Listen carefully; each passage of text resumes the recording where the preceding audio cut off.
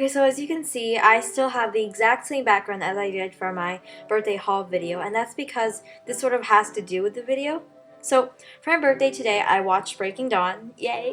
I was so excited for it. So, and I'm gonna do a little review on the movie.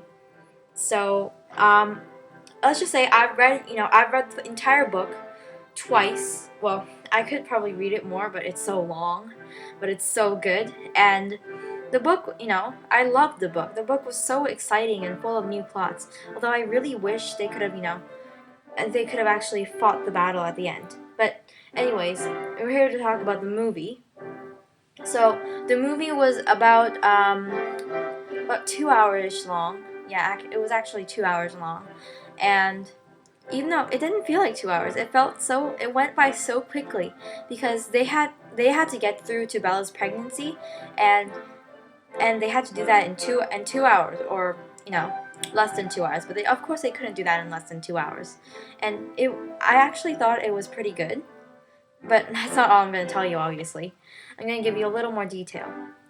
So I'm not actually going to give you spoilers, but anyways, I don't really know how to do a movie review. I'm just doing it because I just watched a movie. So anyways, I'm talking too much.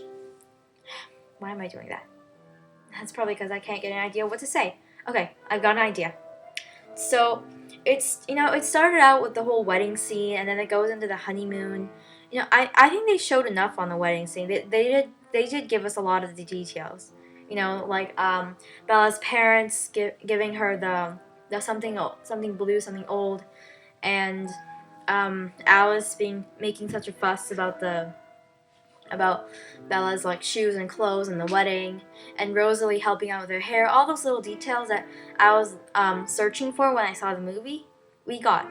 And I know those are spoilers, so don't watch this if you don't want to spoil the movie for you. And the little details.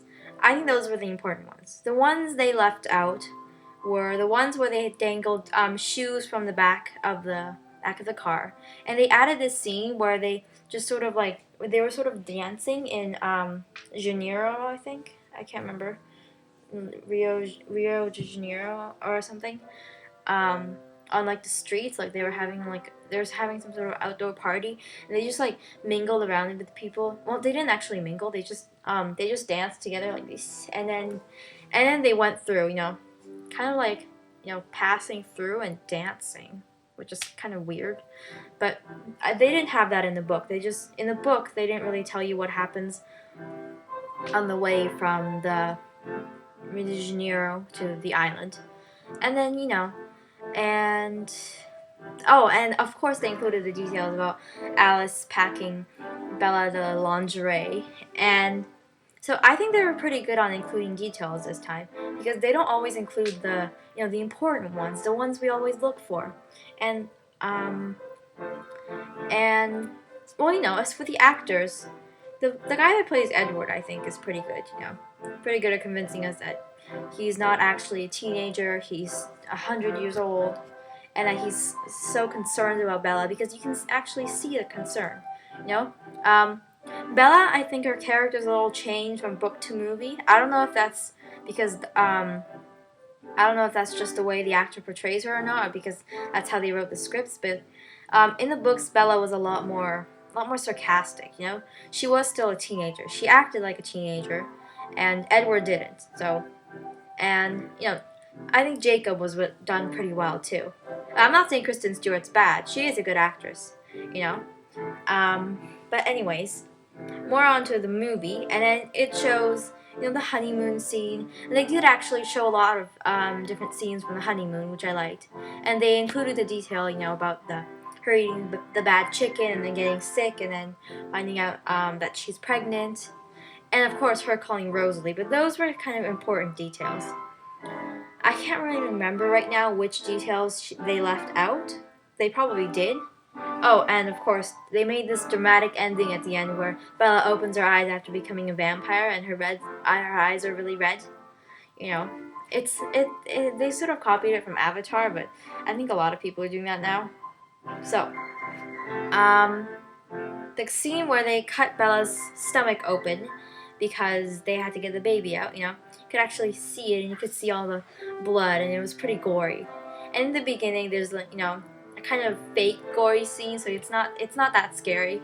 It's just a crazy dream that Bella's having, that she sees Edward next to her, with red eyes and blood on his shirt and his hands, and next to her she sees that he's killed every one of the guests, except for the other vampires, of course, but the other vampires aren't in the dream. So anyways, but other than that, that and the pregnancy scene were the two gory parts. And of course, you know, Bella got to drink blood, which was cool. But I'm getting way too much into the actual plot and not enough about actually reviewing the movie.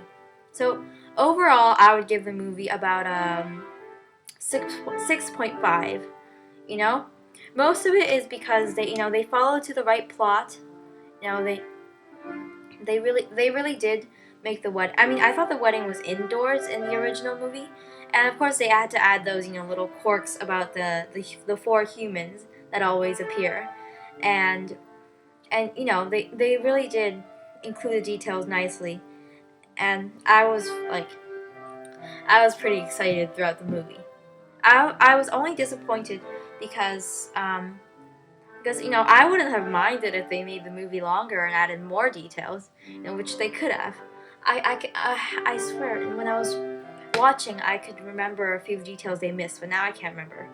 And I should have taken notes. And, what was I gonna say? Okay, just let me breathe. Let's take a little quick breathing exercise. Okay, so now that I'm back in the game, and so Breaking Dawn, it's a movie that everybody's been waiting for, but the plot doesn't really go anywhere. Oh, of course, at the end they sort of change the plot a little, because in the original they don't actually come the wolf pack doesn't actually come to fight the Cullens. They never do, because before they come, Jake tells them about the imprinting. But then in the movie, the imprinting happens after the fight begins. So they do leave, but and I wish they showed more of Leah and Jacob and Seth's relationship as they became their own little pack. But they didn't. And they were really more focused on the pregnancy and Bella turning a vampire. And I also wish I could have seen more of Bella turning into a vampire, like the entire transformation, but I guess that has to wait for the second movie.